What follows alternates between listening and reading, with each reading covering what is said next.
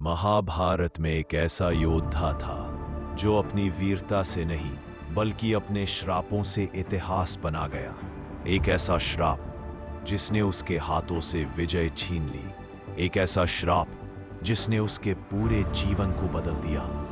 आज हम खोल रहे हैं उस रहस्य को जिसने कर्ण जैसे महान योद्धा को युद्ध भूमि में अकेला और असहाय छोड़ दिया। जन्म का छुपा सच। कहानी शुरू होती है हस्तिनापुर के महल से नहीं बल्कि एक घोर रहस्य से। कुंती को एक वरदान मिला था जिससे वह किसी भी देवता से संतान प्राप्त कर सकती थी। उन्होंने सूर्य देव का आह्वान किया और जन्म हुआ एक अद्भुत बालक का। बालक दिव्य कवच और कुंडल पहने था।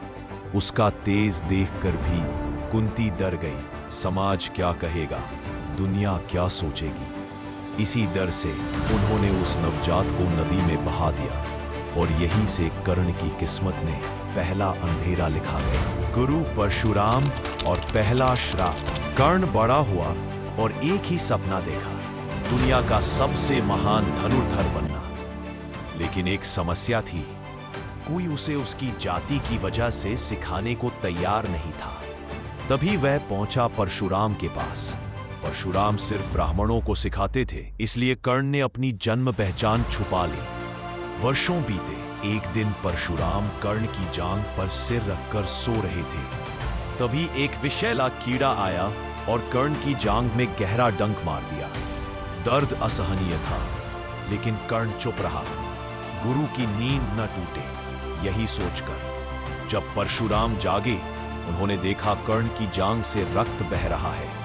परशुराम समझ गए कि इतना कष्ट कोई ब्राह्मण सह ही नहीं सकता और उसी क्षण उन्होंने कर्ण को श्राप दिया, जब तुम्हें अपने ज्ञान और अस्त्रों की सबसे ज्यादा जरूरत होगी, तुम्हें कुछ भी याद नहीं आएगा। यह श्राप कर्ण के जीवन का पहला बड़ा तूफान था। दूसरा श्राप, ब्राह्मण की भविष्यवाणी। समय बीता, कर्ण अभ्यास कर रहा था। एक दिन उसका बाण गलती से एक गांव को लग गया। उस गाय के मालिक ब्राह्मण ने कहा, मेरी गाय मेरी परिवार की आशा थी, तुमने उसे मार दिया। कर्ण ने क्षमा मांगी, लेकिन ब्राह्मण ने क्रोध में कहा, जैसे मेरी गाय बिना रक्षा के मारी गई, वैसे ही युद्ध के समय तुम भी अपने रथ और हथियारों से वंचित हो जाओगे। यह दूसरा श्राप था जो कर्ण को सीधे मृत्यु भूमि तक ले जाता। कर्ण का दान और किस्मत का छेद। कर्ण दानवीर था, इतना दानवीर कि देवता भी उसकी परीक्षा लेने आए। इंद्र अर्जुन के पिता कर्ण से मिलने एक साधु के वेश में आए। कर्ण समझ गया ये साधु उसके दिव्य कवच कुंडल मांगने आए हैं, जो जन्म से उसकी रक्षा कर रहे थे। लेकिन कर्ण ने बिना सोचे कहा, जो भी आपका है ले जाइए, और उसने कवच कुंडल दान में दे दिए। उस पल कर्ण महान तो बना, लेकिन उसकी रक्षा की ढाल हमेशा के लिए टूट गई। युद्ध भूमि का निर्णायक क्षण। कुरुक्षेत्र के युद्ध में कर्ण और अर्जुन आमने सामने आए। धरती कांप उठी, दुनिया देख रही थी, लेकिन नियति ने अपना खेल चालू कर दिया।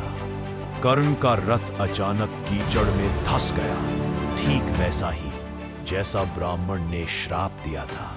कर्ण ने रथ को निकालने की कोशिश की।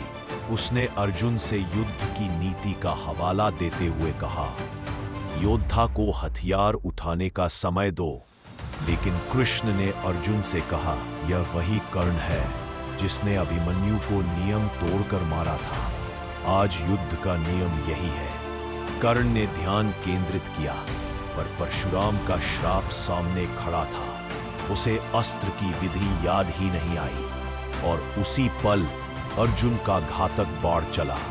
कर्ण धरती पर गिर पड़ा और उसके साथ गिर पड़ा महाभारत का सबसे बड़ा रहस्य, मृत्यु के बाद का सच।